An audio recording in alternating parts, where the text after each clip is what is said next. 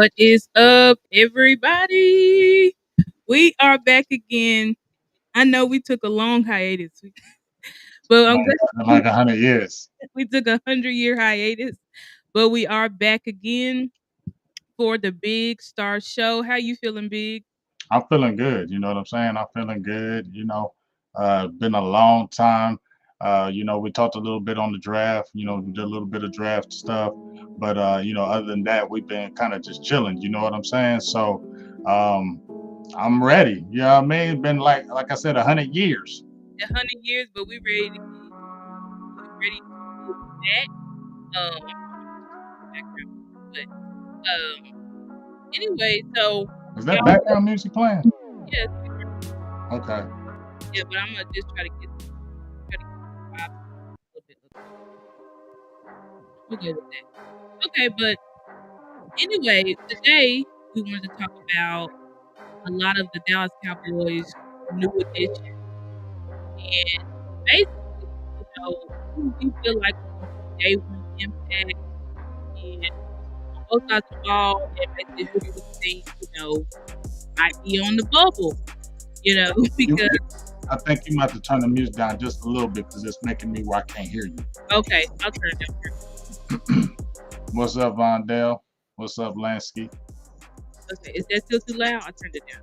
Like, No, that's better. okay, yeah, I turned it way down. Okay, but anyway, so I'm gonna follow your lead, B. Let's get into it. Well, shoot, it's. I mean, a lot of things have happened. A lot of things have happened in the and some things could be happening. But let's start from the. I'm gonna start with you from the beginning, because we're gonna go through the free agency, and then we'll talk some draft. But I want to get your thoughts first of all, firsthand, on Brian Schottenheimer right now. How do you feel about him going into training camp? I feel very good about Brian Schottenheimer. Um, I was one of the ones that I was not in a panic when we selected him. I know there was a fan meltdown when we originally picked, when it was announced that he was going to be our head coach. But I had been thinking about Shotty being a good candidate. That way, something is new, but not too much overturn. I guess if that's the right word. Like not Hmm. yeah, not too much overturn or overhaul where you're just gonna bring in an outside coach and they're just gonna be like, scrap all of this. I'm doing something totally different. Um, Hmm. I think it was best to look in house first. Although I'm not gonna lie, my first candidate was Prime. I did want Prime. It was Bill Belichick. I did want Bill Belichick. I know you say he old big, you don't want, but I I ain't want. I you see what's going on over there. You wanted all that with his girlfriend over here. See, that's why I'm glad he didn't come. That's exactly why. I am Because too. once he got that damn girlfriend, what's good with you? Once he got that damn girlfriend and started messing with her, and you was already saying it in the streets. I seen you saying it in the streets. I did not want that because all of a sudden now he talking on air. All of a sudden he is stoic, never said nothing in interviews. Now all of a sudden he got podcasts. Oh no, I don't want none of that Bill Belichick. I don't want the new Bill Belichick. I want the old one. Yeah, yeah, yeah. The new Bill Belichick, he doing Pilates and he He doing doing too much. doing a lot of stuff. And he got his girlfriend and CEO and all this crazy stuff. But anyway, we glad that we didn't go with him. We ended up going with Shotty, but I feel really good about what Shotty has done so far. I feel like for each of the um processes, starting from his coaching hires. I feel like he nailed the coaching hires. And I really do feel like his coaching hire is what really got people slowly like, okay, maybe he not too bad. So we do the coaching hires, A plus with the coaching hires. Then we move on to free agency.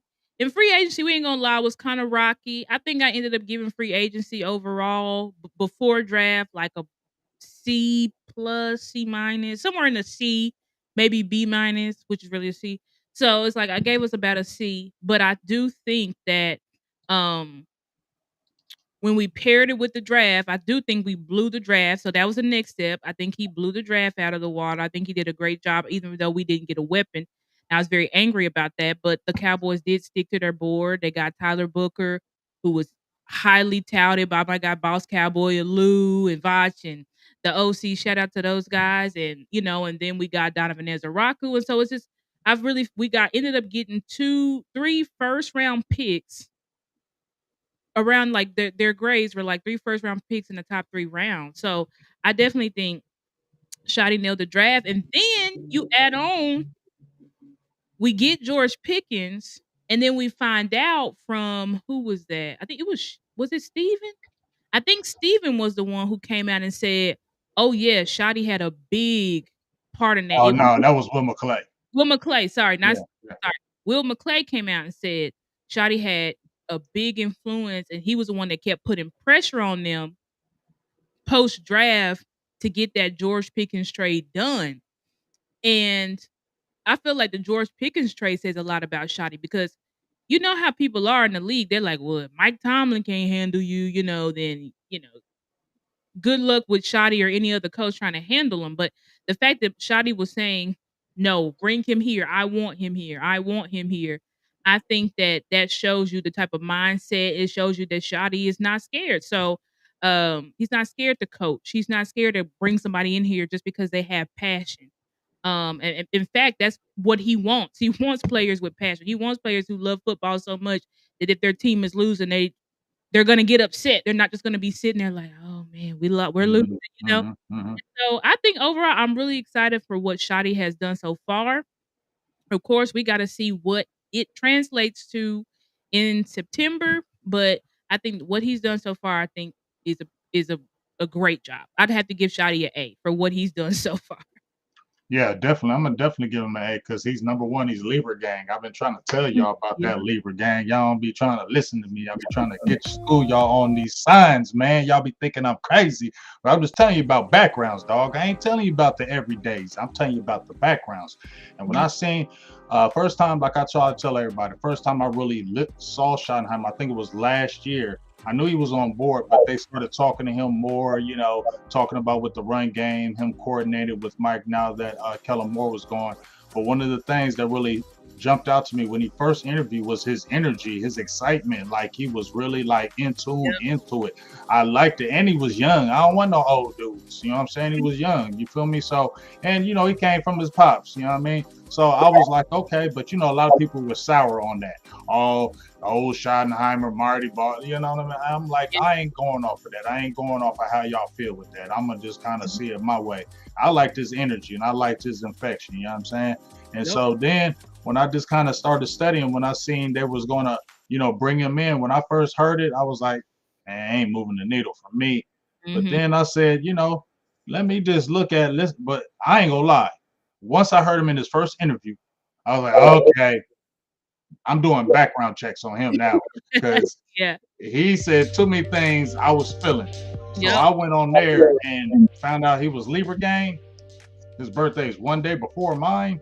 Yep. He's like 1 year younger than me. Oh, we vibing. So I know everything. I know everything in your brain, dog. So I know what we feel, what the passion we have. I know we're about teamwork. I know we're about togetherness. I know we're about being real. I know we're about real conversations. I know we're about talking. I know we're about, hey, we're not gonna let things just slide. We're always gonna deal with things. We're gonna have energy. And and also the way we kind of roll is we can play the back. We can let other people lead and we can do all the thing. But once we get that where we are the leader, we're going to take full control of it. We're going to put our stamp on it and we're going to make sure everybody goes this way, but it's going to be an enjoyable way. It's going to be a fun way. It's going to be a tough way, but we're going to enjoy the ride with it. And I think that's what he's implementing. And that's what I'm seeing he's doing. And when I listen to all the people star, I listen to Will McClay, Zach Martin, I listen to so many players, personnel. The main thing they said about him, real, conversation, Yep. talking, those are the things that players want to do. You feel me? Mhm. Like players don't want to talk about football all the time. Mhm. Players want to talk about outside of football. I've been in locker rooms, I played, I've been in professional locker rooms, but you get what I'm saying? Like Yep. I understand the dynamic. And everybody ain't talking about the game. You're talking about life, your girlfriends, your friends, you're kicking it, you're talking about everything else besides the sport you're playing. You get what I'm saying? And when the coach can come in and tap into that and get basically really hone into that, Yep. the players feed off of that. They do. And when they see you really care about them beyond football, they play harder for you. And Yep. that's what you want. They definitely trying to make their money. But when they start playing for you, that's when it changes because these are grown ass men. That's why Deion said I don't want to coach in the league because these dudes is spoiled, they pampered, they get that money, they don't listen to nobody. So I don't want to go to the league. I want to stay in college where at least they're gonna listen a little bit. NFL they don't. So he's telling you the real right there. NFL players don't listen. So you got to have a real impact on. You got to be a real coach to be able to reach these dudes. And right now, I believe all these things are happening. Now you just got to see wins on the field. But I believe when you're doing this stuff the right way, wins come. They happen. And those tough games Dallas used to lose, I Mm-hmm. feel like these are the games now when you have a real coach. I'm not saying nothing about McCarthy, but when you have that realness, when you have that togetherness, when y'all are together, when y'all actually are family, that's when y'all go above and beyond in these tough games. You don't make those mental mistakes that you used to, false starting and holding and jumping off, and you too deep on the safety. You get what I'm saying? The little tiny things that used to always kill us, and then the coaching mistakes. Mm-hmm. So I just feel like it's starting to go hand in hand. Obviously, we need to see it when it comes on the field, but I'm excited about that part of it at least because I feel like there's a real coach in there and he's talking real, and that's the biggest thing I love about it. He's being real. Being real. I agree with that. We got to give you some claps on that. I think that was a great breakdown. I think that with Shoddy, and some people, and before I go, shout out to Frankly Football. I just did a show with them on, I think it was Monday or Tuesday. It was an awesome show. Thank you for chiming in. And thank you to Eric, who said he just subscribed to my channel. I really appreciate you. And he said he's an Eagles fan. I appreciate that. Hey, I love it. I love it. The Eagles fans can come in here now because Exactly. you know what? I think Eagles fans ain't so mad now because they won a Super Bowl. So they just coming in fees. They ain't tripping no more. We won a Super Bowl. We ain't worried about you damn Cowboys. So they coming in with peace now. You feel me? They was coming in war before they won the Super Bowl. But all the Eagles fans now, they come and talking, have a conversation. Oh, yeah. Wrong. Brunson and them was having converse. They was just kicking it. Nobody kumbaya, nobody arguing no more. Nobody fighting. Yeah, that's what happened when you win a Super Bowl. People Yeah. get nicer. Exactly. When you win Super Bowl, they ain't worried about it. But I don't have no problem with Eagles fans. As long as you're being respectful, you can come in. I welcome all fans from all teams, sports teams, or whatever. So I really appreciate that, Eric, for subscribing. And, I think with Shoddy, because some people are like, what's the difference? Jason Garrett talked about culture building too. And what's the difference between Jason Garrett and Shoddy? And I'm like, I feel like Jason Garrett, like this is a man that he didn't have no skins on the wall like that before he became our head coach or even our offensive coordinator. Like he was hand selected by the Jones because the Joneses knew him since he was a little boy, and they're like, yeah, one day he's gonna be our head coach. Just like they was trying to do Jason Witten. But when you look at Shoddy, like this is a guy. Yes, he did have a legendary coach, so he got that first-hand knowledge and experience. But Shoddy also got it out the mud.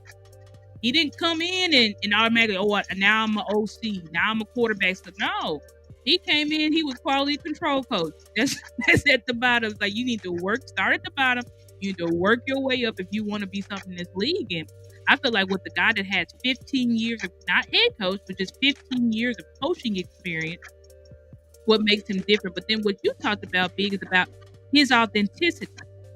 There was rumors that Jason Garrett, he really wasn't.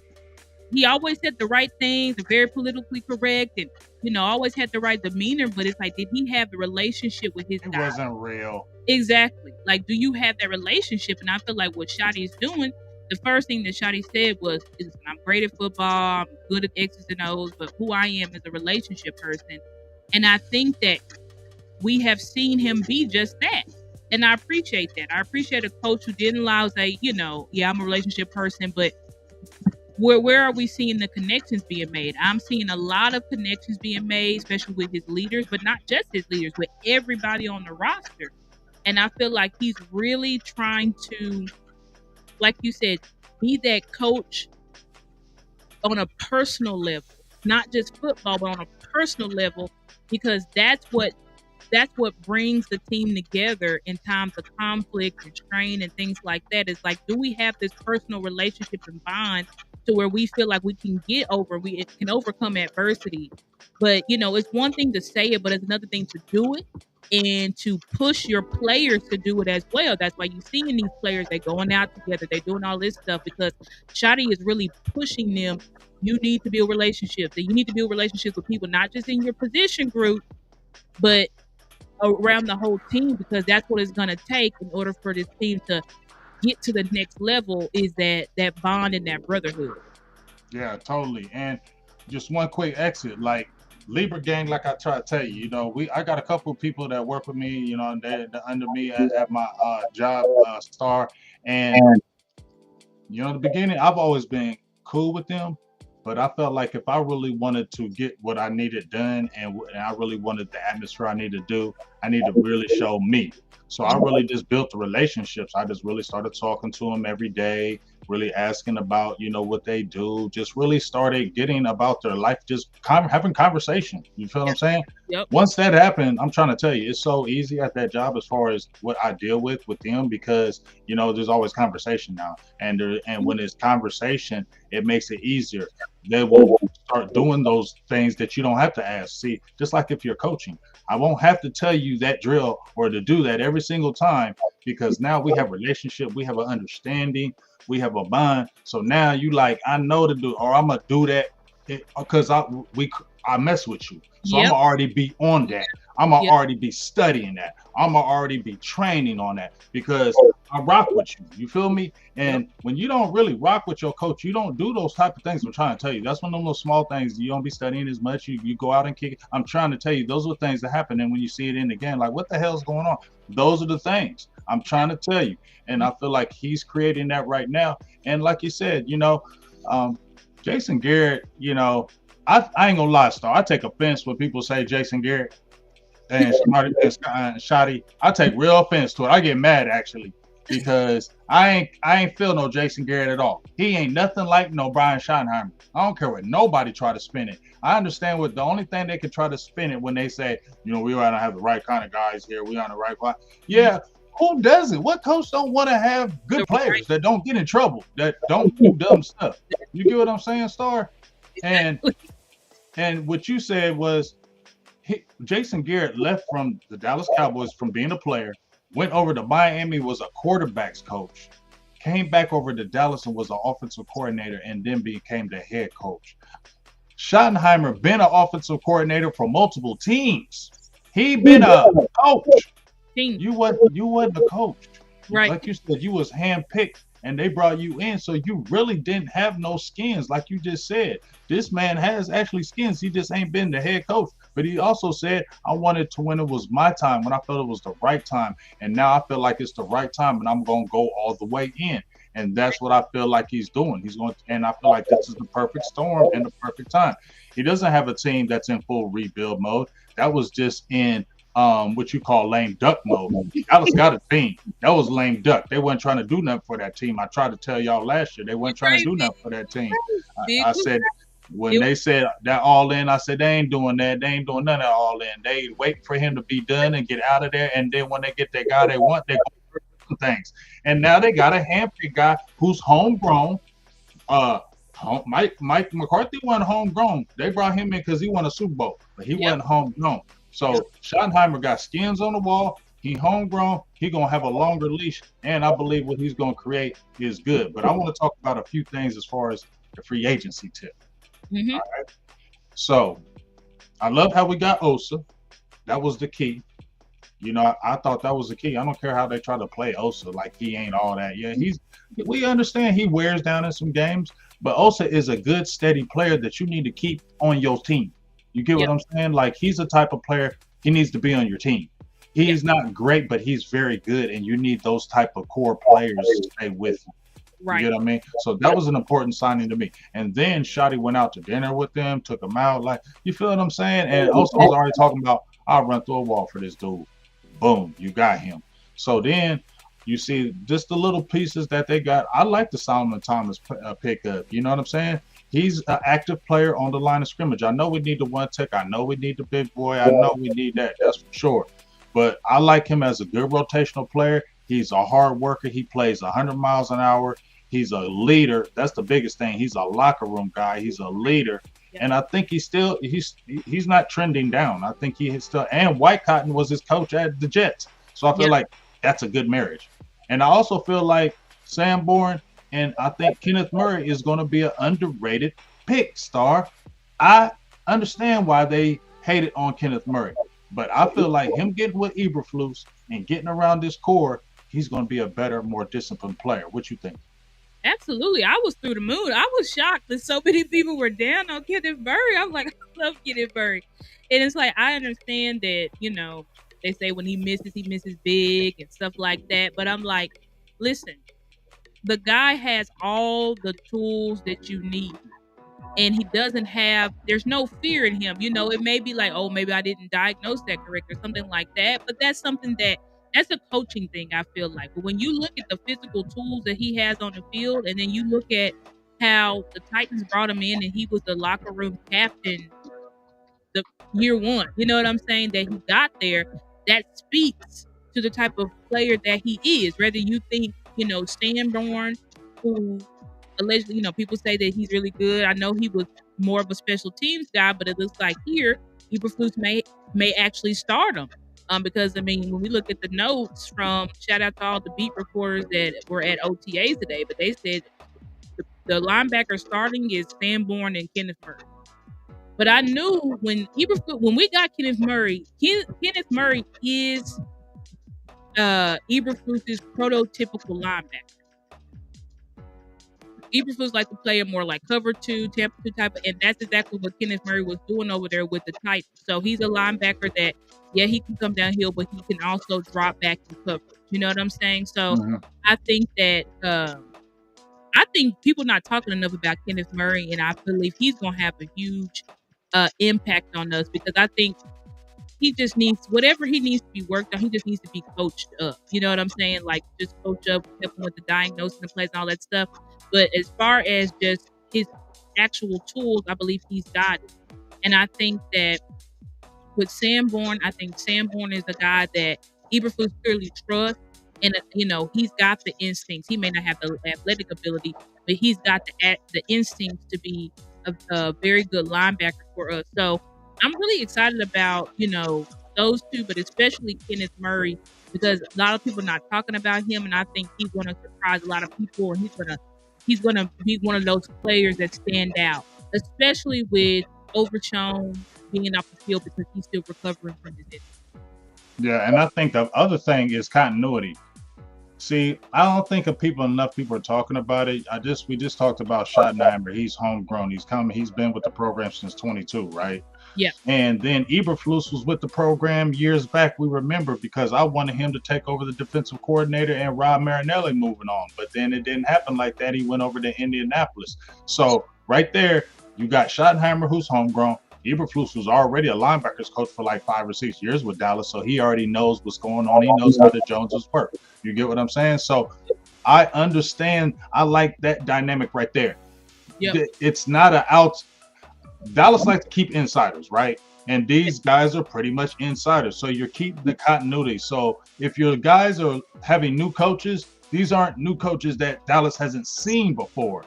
That's the good thing to me. So I think the transition is smooth. And then when you had Sanborn's already played with Eberflus. So I feel like that's a seamless transition to come right over to Dallas. You get what I'm saying? And then when they picked up Dante Fowler was already in Dallas and he was very productive in Dallas. I didn't want Dante Fowler to leave. You get what I'm saying? So the fact that he's coming back, he's already understands who we are, understands the Dallas concept, the players, everything. So that's seamless. So I think a lot of the things that they brought in as far as coaching and some of the players, they've all understand the program ahead of time. So I don't feel like the transition is longer because these guys already know what's going on. They already stand the dynamic of the Joneses, and they kind of already know how to work them because I feel like Schottenheimer knows how to work the Joneses. I don't care what anybody's saying. I'm seeing how he's doing it.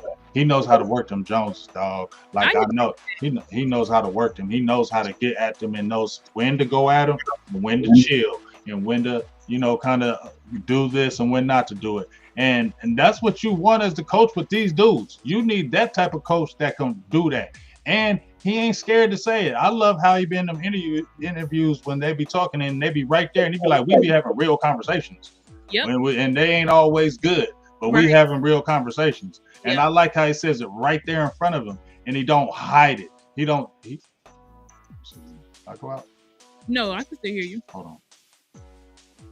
Okay, I'm back. Make sure I didn't go out. but he don't hide it, and I think that's the biggest thing. That's what I want. He ain't, and Schottenheimer ain't no puppet. I'm gonna tell you that right now. He ain't no puppet. I'm gonna tell you right now. He's not no puppet ass coach. He's not gonna be a puppet coach. And I'm telling y'all, he's not no puppet to these Joneses. He just knows how to play the manipulation game with him, and you're gonna see how he works it and how he does it and how he needs to. Oh, I need to get this from him, so I'm gonna have to do this. You know, he knows how to do it. And it was McCarthy who was getting in his. It was McCarthy who was getting in his emotions, and that was the problem. He was a paranoid coach getting in his emotions, and that was swaying the team, in my opinion, too.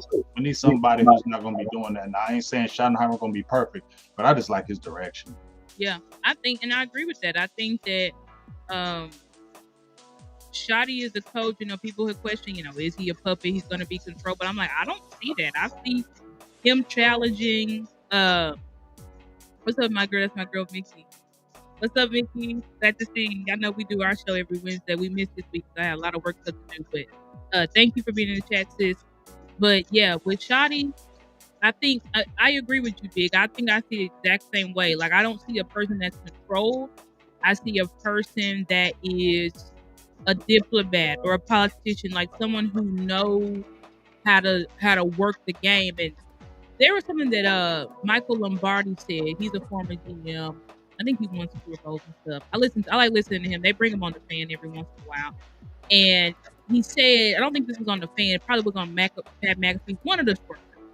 And Michael Lombardi, he was like, the Cowboys need a coach that can convince Jerry and Steven to do things his way. Because they have not had a coach that they trust and that they were convinced that your way was right. And, you know, Mike, he didn't have full control for 1 year. But they did give you full control that year. And then you gave them worse results. That's why the Joneses was like, we're done with you. We're done with you. We're out. We're completely out. And I think Shotty is a coach where he knows how to work with. You need a coach that, I would say, if we are ever going to win 6, we got to get a coach that can work with Jerry and Steven.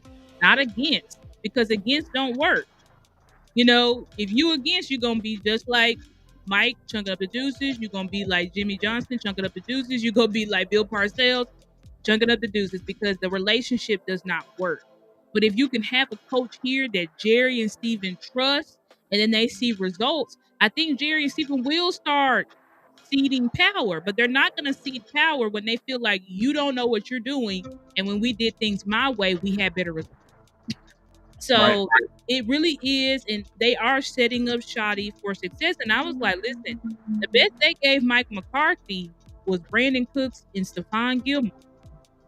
Like, they gave Shotty George Pickens. That is huge. You know what I'm saying? Like, that's real huge. That's a huge signing. Because you took a risk. You gave up a 3rd round draft pick. You took a huge risk because you don't know if he's going to sign again. You took a huge risk, and that's what I'm talking about. Nuts. You finally got some. You know what I'm saying? Like, you had them back in the day, and I remember all them times. But now, you know, that's what all I asked. And when people jumped out there like, oh, well, what about you lost the 3rd? I mean, I don't give a hell about them damn picks right now. You don't give a damn about them picks, dog. And I'm saying the damn thing with Jalen Ramsey, too.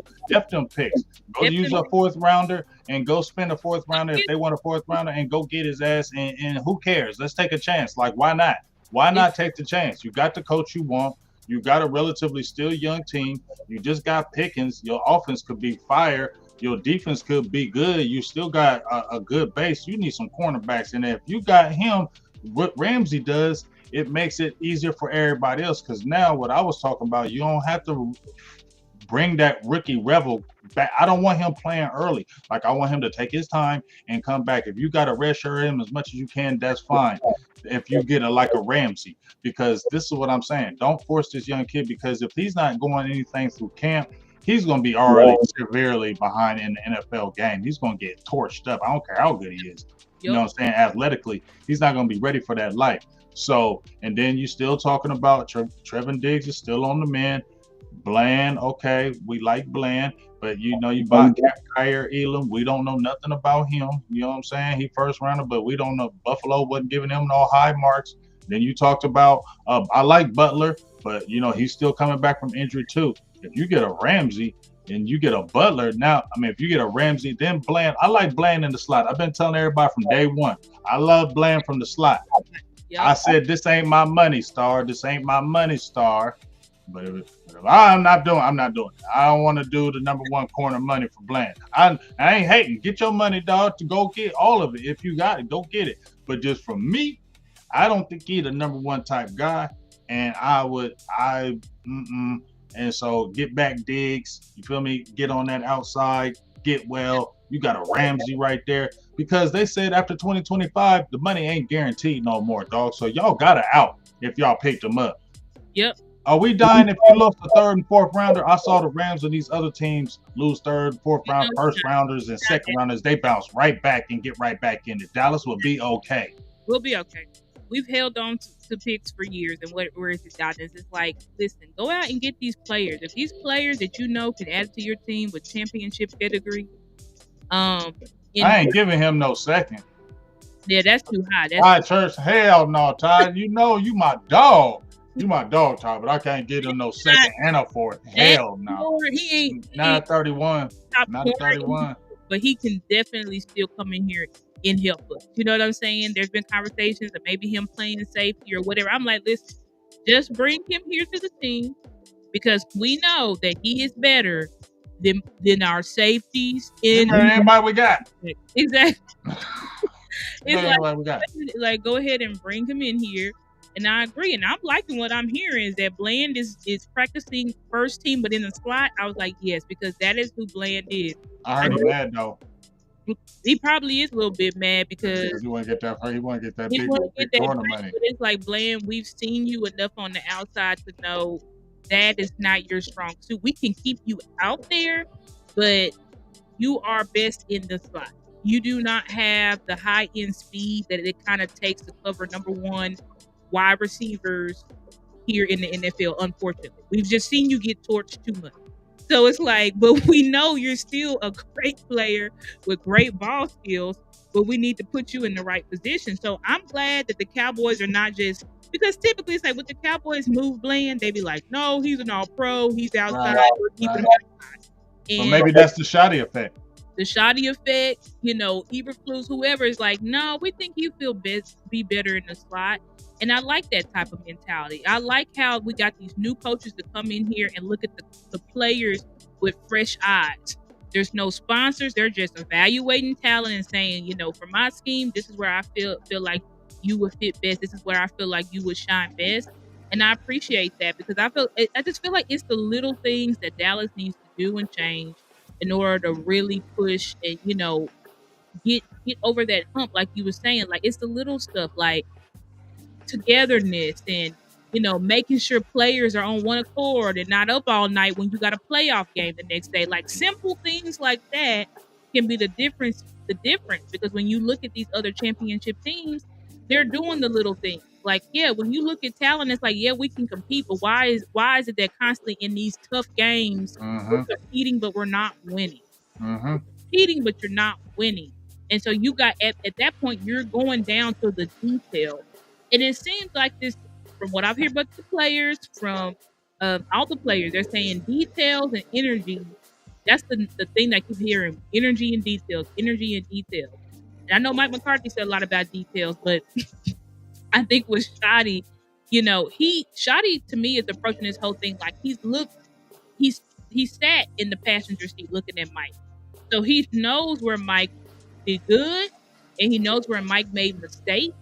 And so he's going to do his best to correct those wrongs because I believe Shoddy really does want to prove, it hurts him that his dad was his legendary coach, but never won a Super Bowl or got to a Super Bowl. So I think he wants to do that. And I think he's trying to do everything that he can to make sure that we can get that he can get that goal, which is to ultimately help Dallas win a sixth championship.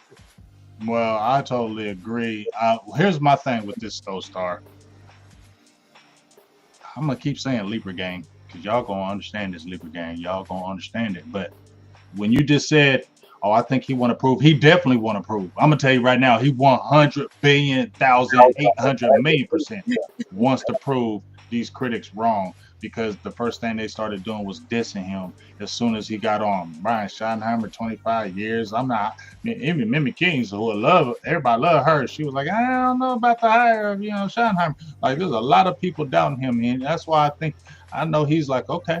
I know a fact like it. I can see when I look at him, he's like, okay, we'll see. And that's I like a coach. I like a coach like okay. I wouldn't see Mike McCarthy doing that to me. In like Shotty will be like looking at you like, okay, yeah, you think that, but we gonna beat you. Like that's the kind of coach he'll talk to you like that. You know what I'm saying? Like Jason Garrett wouldn't talk like that. He was a damn robot. And McCarthy would talk. You feel me? He would talk and be open, honest, but not. I mean, I'm just trying to tell you, Schottenheimer's a different approach.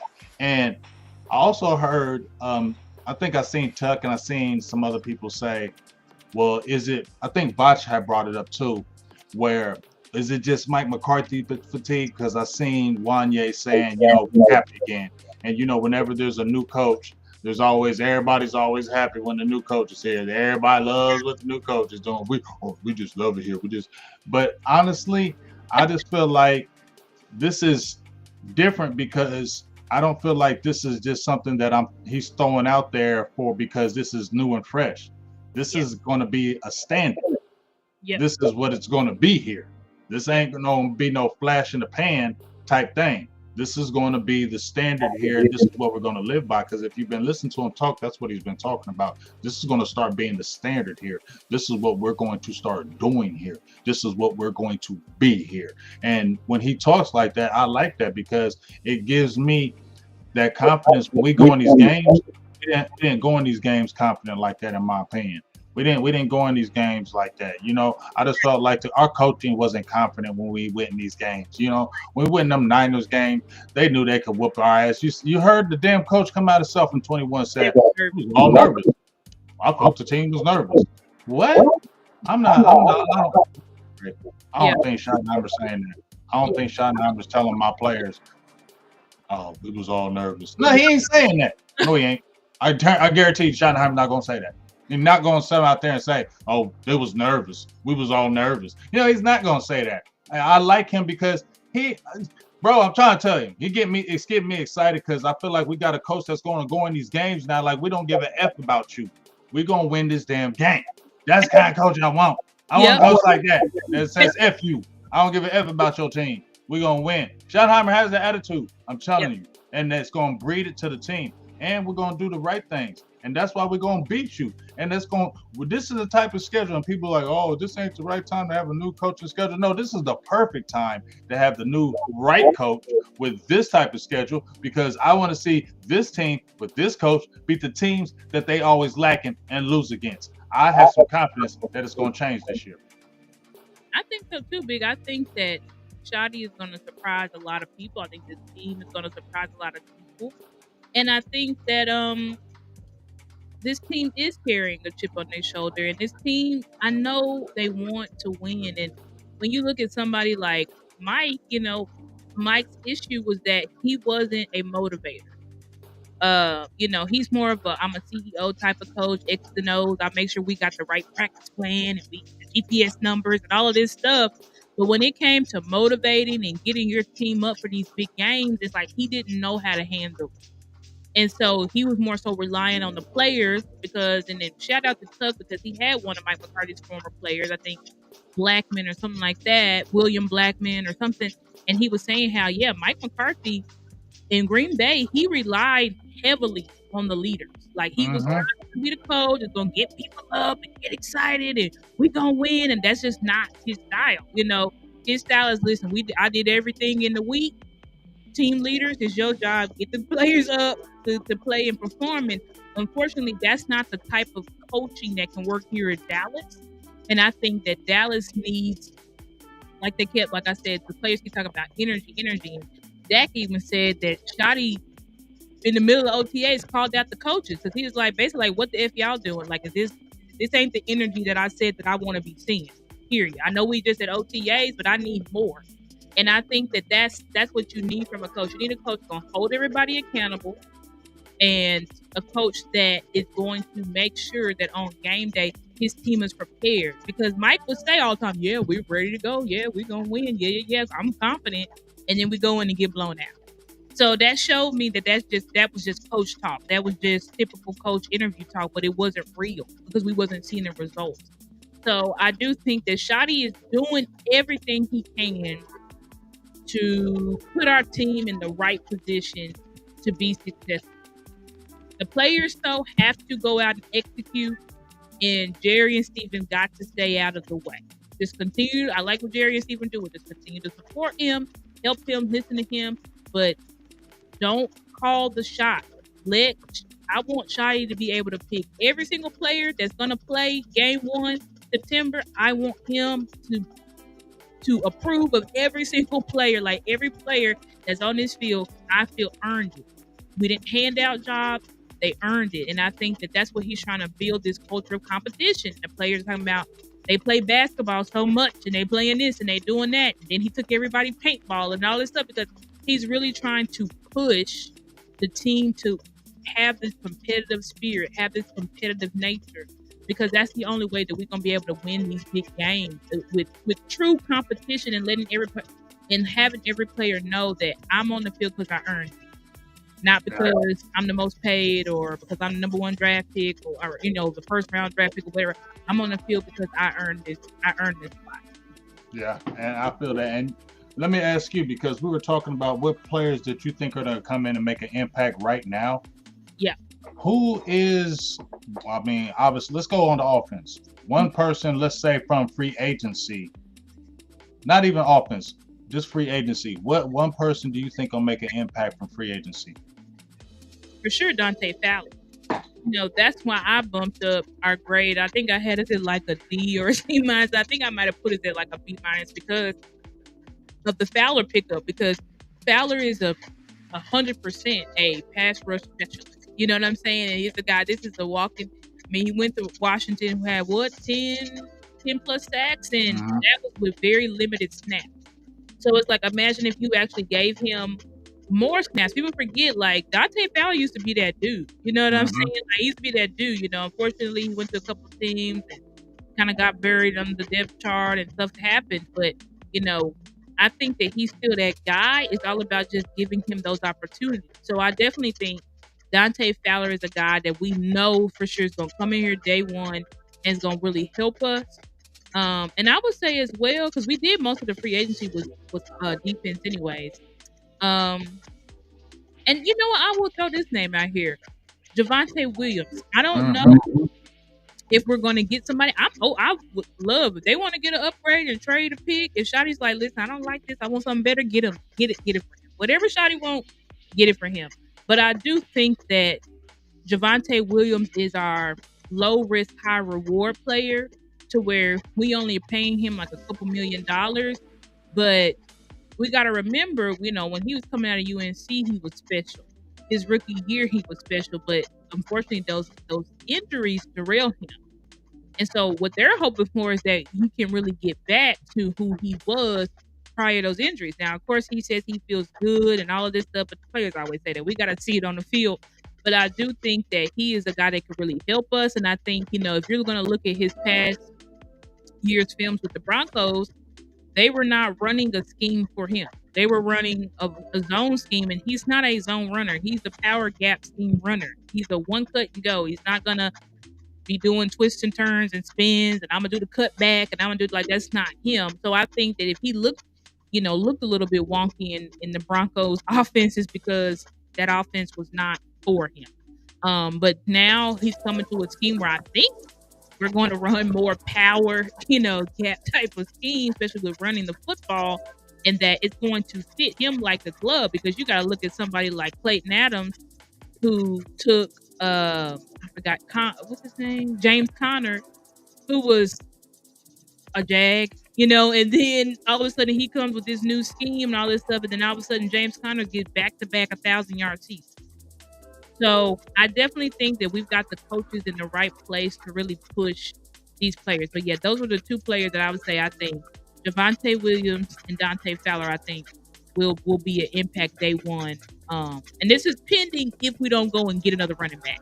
If we stick with Javonte Williams, I think that he's going to shock a lot of people because that would mean that we have the trust in him. We feel like he is back and he is going to look like what he did his rookie year. Yeah, I mean, obviously, I think Dante Fowler is the guy because he's going to have more of a expanded role. He was more of the part-time player when he was before. So obviously, I think the more playing time he gets, you saw when he got it at Washington, he turned up. He, like you said, he's a pass rushing specialist. The only thing that's ever hurt Dante Fowler has been his injuries. Injuries Yep. have really hurt him because he was injury prone, and Jacksonville. That's one of the reasons why they let him go. But when he went right over to the Rams, he turned up. You know what I'm saying? When he went over to Atlanta, he turned up. You know what I mean? He's a pass rushing specialist, and I think that's what. And like I said, he has familiarity with the program. I think he's really going to hit the ground running. As we already talked about, I said Kenneth Murray is another guy. I'm gonna say Solomon Thomas. Those two guys, I understand how they don't have the fanfare, but these are solid pickups that Yeah. I'm more happy about than the other years past when they pick up guys. I'm like, really? I mean, Yeah. Solomon Thomas was a former third-round pick, but he has played a pretty decent career. You get what I'm saying? It's not like he's had a trash career, and Right. I think he's a good player. You get what I mean? And like I said, Kenneth Murray, he has ability. We can't say he don't. We just his instincts has been his issue. But if somebody else, I don't know if you can ever coach instincts because you just have it or you don't. But I feel like if you can have a guy like Eberflus can really hone that and really hone that talent, I think he can just be a really steady player for us. And then what we were talking about, you said with Javonte Williams, I just dropped a video on him a couple of days ago, well, actually about 3 days ago, and I said, hey, I get it. Everybody want to go out and get a running back. I get it. I ain't mad at that, like you said, if they do. But let's give him a chance. I watched him for that first year, that rookie year. Did look pretty good. And he said he's 3 years removed. He said he's fully healthy. Now, if he's fully healthy, like he said, and he's looking like the guy of old, I ain't mad if you keeping him. And he's only 25 years old and he playing for peanuts. You get what I'm saying? Like, and you can sprinkle in the Jaden Blue then. And then you can see what you got in the field off of the young big horse that you got from Clemson. Then you can sprinkle them in. You know what I mean? But I think the Cowboys are taking the same approach, Star, where they're going in like, let's see what we have first. Let's see if we have Miles Sanders and Javonte Williams has anything going. And if they don't, then let's go ahead and make the appropriate calls and see what else is out there. And I think, honestly, they're going to do that with the defensive tackle position, which I didn't think they would do in years past. But I really believe they believe in Schottenheimer and his direction. And the proof is in the pudding. When they got George Pickens, they have some belief in him. I ain't see them do that with no Mike, like you said. They ain't do that for McCarthy. You know what I'm saying? And they did it for Garrett. But I think that was a situation where they were like, the fans is on our ass. We need to do something, because I remember fans was kicking their ass when we was 3-5 after that 2017 season. There was a lot of pressure on them. So I think that's one of the reasons why they did it. But I feel like they believe in him, and they're really going to make an attempt to see what they have out there in the running back world and the defensive tackle world if it doesn't work out what they see in camp. Yep, I think so too. I think with the defensive tackle, they're gonna add somebody, but they probably gonna add somebody late, or they're gonna wait. June 1st is coming up, so June 1st cuts is something that we should look at, because teams are gonna release some people. I don't know if nose tackles gonna be released, but we've gotta. I'm gonna be watching the June 1st cuts, because there's a couple of guys that's like, oh, I would love if we could bring them in, but because with the DT, position, it's like, yeah, you got Mozzie, but it's like, who do we have behind Mozzie? Who do you have to rotate? And you have Justin Rogers, but that's a second year player who didn't play last year. He was on the practice squad. And then behind him, all you got is two rookies. You got really one nose tackle, Jay. And I did a film review on Jay. I love Jay's game. I think he's great, but we got to be realistic here, guys. Like, right. He's a rookie. You know what I'm He's saying? a rookie. He can help. Like, if you give Jay limited snap, he can help. I'm not saying he's just gonna be getting blown off the balls, but I'm saying, like, to put you can't put him as the man. You can't come in here and put him as the man. You know what I'm saying? Big bodies get on him. I know he looks strong, guys. I know what he did to you at What is UCLA, but he ain't coming in the league doing that. These is old, these is grown ass men. He wrong? 22, 23. These is grown men, and they know technique. They know how to get up under you. They know how to get you up out the way. So they just don't have power and strength. They have technique. Especially guys have been in the league. You're dealing with these guys as pros. So for us to think J12, and I did a video on him, I love him. And Love I love Togans. They go hard in the paint. They have long careers, so I love that. But to us to think really he's gonna come in and really just shut it down, that's just false. And for me to believe that Mozzie's gonna come in year 3 and just turn up, I don't believe it. I'm sorry, Mozzie. I want to believe it so bad in you. I want to believe it, but I just don't. I'm sorry. So go get that veteran. Get somebody that where you them guys ain't got the pressure of being the guys, and then let them kind of come in as a rotational piece and help out that way. I don't want them guys coming in being the man. I don't want Mozzie being the man. I know he's going to be the starter because he's the first round draft pick, but let me get some other guys in here because I'm sorry. I mean, I don't feel good with a Mozzie and a Osa starting as my 1 and 2 guys. And I love Osa. I like that. But, I ain't Mozzie there. Yeah, I feel you, big. You know, I'm high on Mozzie. I think Mozzie's gonna have a breakout year. I I hope so. I think he's trended up, but even with Mozzie, like you're gonna need someone else. Like you're gonna need someone else because let's say Mozzie does, like I think he's gonna break out. Okay, but what if Mozzie hasn't missed a game? What like you can't pigeonhole yourself to where my whole life is in this one person. Mm-hmm. It doesn't make sense. Like You need that.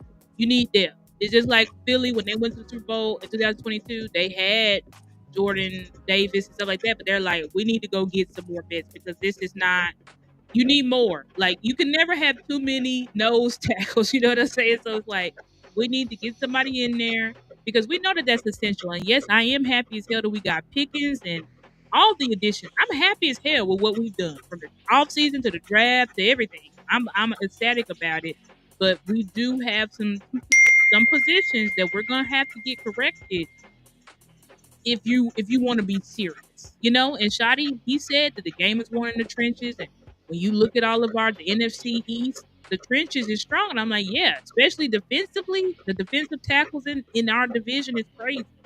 So it's like we really are gonna have to have somebody to come in here and help us just shore up the line and kind of like just give us the confidence. Like when we brought in Hankins, and it don't have to be somebody that's super expensive or whatever, but you just need a nose tackle that can come in here that can withstand double team and not be getting pushed 5 to 10 yards off the ball. Yeah. Like that's pretty much what you need. You don't need somebody. I'm even fine. If they want to bring Linville back. I don't know if he's still playing, but if they want to bring him back, you know, bring him back. Because It wasn't bad. yeah, Linville played pretty well for us, and again, we only need you for a few snaps, couple snaps, you know, handful of snaps a game. So, you know, whoever they want to bring in, I'll be glad with it. But they got to bring somebody in. But I think that, like you said, Big, they probably gonna look to do it at camp. If they do bring anybody in, I don't see them signing anybody before camp besides Micah possibly. But I think everybody else is they gonna evaluate. They're at the point where we're gonna evaluate, and then we're gonna see, oh, do we need something else? Mm-hmm. And they probably like to make trades at camp too, so they could. One of these players, you know, that's on the fringe, like a Damone Clark or Arceus or whatever. Don't be shocked if they get shipped out. You know, because the Cowboys like to do that, like that trade swap. They've done that 2 years in a row where they trade player for player. So that could possibly happen at campus. Well, like I said, I'm not gonna leave anything unturned now, just because I think they like the coach, and I think that's the difference. I'm not saying they didn't like McCarthy, but I just feel like it's different. I can't break it down. It's just different, and Yeah. I don't know how to say it no more. We're gonna see it in camp. Yep. I agree with that. I think it's just different, and I think, yeah, I think the Angels are just. I mean, the Angels. I think the players are just speaking about the energy, the energy. You know what I'm saying? And I believe Mhm. it because everybody keeps saying it. Like I believe him. I believe that the energy is totally different. And even Tyler Guyton, you know, he spoke about. It, he was like, it just feels just totally different. You know what I'm saying? It's like it's the same players, but it just feels. We know Shoddy, we've been knowing Shoddy, but it just feels different. And it could be, but I don't think it's just Mike McCarthy fatigue because I don't think the players dislike Mike McCarthy. I think the players like Mike McCarthy a lot. I Mhm. just think that at the end of the day, he didn't have enough. He just didn't have what it took to get over the hump here. I think Mike McCarthy is a good coach. I just think in this environment, him and the Joneses and Mike McCarthy did not work. It just was a marriage. I say this, it's a marriage that should have never happened. Like it just did not work. It was never going to work. I think Mike was desperate. He just took the job because he was on them streets, and I Mhm. think that it was very intriguing because it's like, ooh, I could become the coach of the Dallas Cowboys. When he got here, it's like Jerry treated him from day one till he walked at the door. Jerry treated Mike like a simp. He treated him like, I don't care what you say, like I'm gonna do what I want. Because they was doing a lot of stuff with Mike McCarthy and Dan Quinn. They treated both of them like, y'all take what we give you, do what we say. It's like they didn't have no control.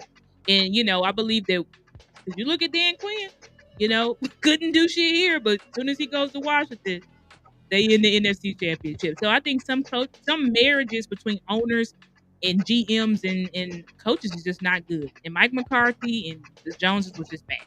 So, but we're hoping that Shoddy can be that difference maker because we always said we need a coach.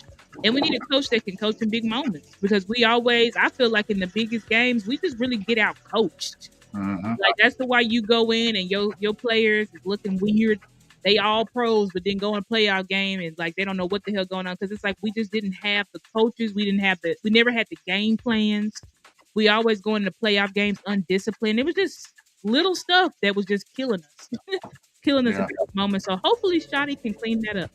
Hopefully. Yeah. The main thing that you just said, um, when I looked at McCarthy, um, he lied to get on. He did lie. I mean, and he admitted he lied. He lied. That right there threw me off. Hmm. And maybe the Joneses didn't respect him after that. Maybe because they didn't even know that, and then he came out and said something like that. Maybe they looked at him like, "What?" I They mean, could have. you never know. Yeah, we don't know because I don't feel like Jerry and felt like you lied. You stood up here and said, "Yeah, I watched every game and I watched because I studied Mike McCarthy because I was so hyped when they finally gave him the keys in Mhm. 2023." And he said on that hour long interview he did in his barn, like, yeah, this is what we did and we studied and I formed this group I remember that. and the coach that I love is Shanahan and I've really been watching him and taking from his offense. And it's like, but when we looked at our offense, we're like, You where is didn't do none of that. no. It was Green Bay's offense all over again. With maybe a little bit of tweaks, but it wasn't this innovative offense that you said you worked on. Yeah. And clearly he said he lied. So he was lying. He wasn't working on, I mean, nothing. you lied to get on. You know what I'm saying? So, Yeah. I mean, like I said, that's the biggest thing that just disappointed me. And I just feel like the differences between McCarthy and Shotty is truth and realness. And I feel like that's going to carry this team differently, and we're going to see it. I can't stress it enough. I just feel like you're going to see it yourself. And like, it's going to carry in those tough games, Star. I just feel like that's when we're going to see. When have we came out of a game and said, "Damn, did you see that coaching? Did you see that coach? Where do we ever come out of games where Never. we just coached his ass off?" I Never. don't hear it ever. We haven't seen it. You get what I mean? Yep. So, but I don't know, man. My headphones is acting weird, dog. They acting weird. Well, we're pretty much done, I think so, big. So we can let out. Unless you have one more thing. No, I'm good, but I do want to say one thing. I appreciate you. I love you, Star. I love you. I love you. If y'all only knew how much I love her, man, you just my nooker. You just are like I love you. We be having real conversations. Like Yeah. y'all don't know, we have real conversations. We sure You feel do. me? And they be real ones. But we got but we also see a lot of things eye to eye about a lot of shit in the world. Like Right. The shit that you be talking about, I'll be like, I'm right there, but I can't talk about that. I let you lead it, and then I just jump in. we be on the same face about a lot of stuff. But I'll be seeing you post. I'll be like, yep. Starby on it. Yep, Yep. I agree. I'm Exactly. 100 with you. I'll jump right in that tweet and be like, mm-hmm. That's how we be. But anyways, guys, thank y'all so much for joining us today. We had a great time. The Big Star Show is back. And so hopefully we keep this up. Y'all catch us again next week. Hopefully.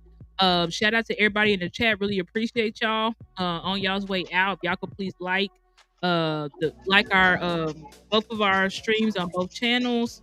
Mine is Stargazer Sports. That's my channel name as it's there in the screen.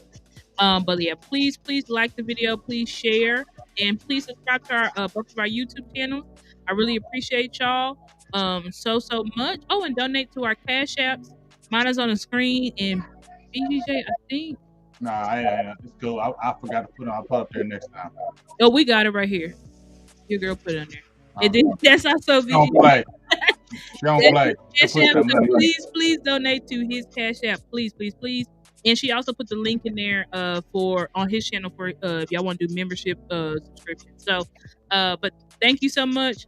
Big love you, and hopefully we'll be back next week. All right.